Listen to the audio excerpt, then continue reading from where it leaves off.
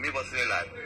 काल या सभागृहामध्ये शिक्षक आमदारांनी एक विषय काढला होता की आझाद मैदानावर जे शिक्षकांचं आंदोलन चालू आहे त्यामध्ये एकाने रॉकेट घेऊन आत्मदहन करण्याचा प्रयत्न केला होता.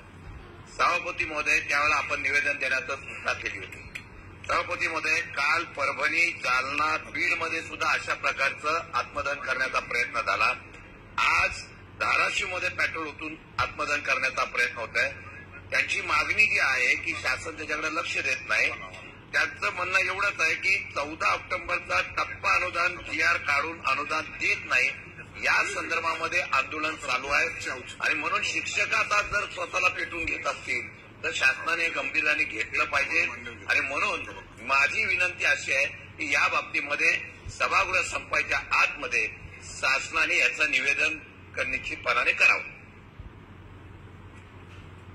सभापती महोदय, प्रामुख्याने शिक्षण मंत्री शालेय यांनीच त्याच्यावर मांडणी केली पाहिजे. कारण आपल्याला हे काही आता लपवून ठेवता येत नाहीये की वेगवेगळ्या लोकोपयोगी, ज्याला आपण म्हणतो की व्यक्तीला डायरेक्ट बेनिफिट देणाऱ्या सवलती गेल्या काही काळात भरपूर दिल्यामुळे ते काही चुकीचं देण्याची आवश्यकता होती. आता राज्याची आर्थिक स्थिती ही अशी आहे की थोडं थांबून एक एक गोष्ट करावं लागेल. मी सभागृहात मांडलं तर माझ्यावर हक्कभंग येईल, पण मला थोडंसं गणित कळतं त्याप्रमाणे बजेट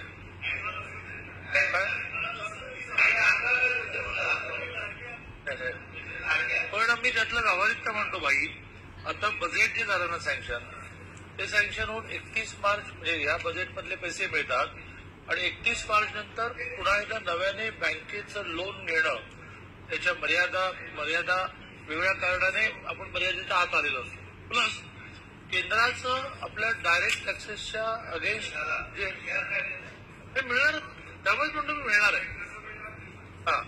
डायरेक्ट टॅक्सेसचं कॉन्ट्रीब्युशन याला मोठं आहे. आणि ह्या सगळ्यातून 1 एप्रिल नंतर ही जी दरवेळेला फायनान्स म्हणजे काल मी वजारीने उत्तर दिलं की फायनान्स देत नाहीये लायब्ररी टॅक्स टाकेल, तर खूप गोष्टी 1 एप्रिल नंतर स्मूथ होतील. आता हे आंदोलकांना कसं समजवायचं, तर मग त्यासाठी मी अधिकृत निवेदन करायला लावतो. जर आम्ही GR काढलाय, GRचा अर्थ असा आहे की सरकार बांधील आहे.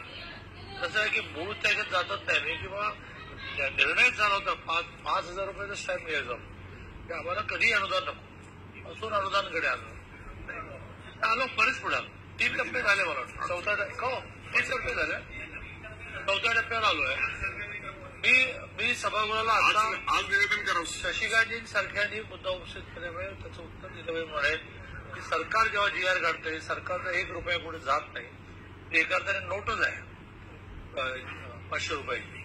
त्यामुळे अधिकृत निवेदन करायला मी भावना गवळींना बोलायला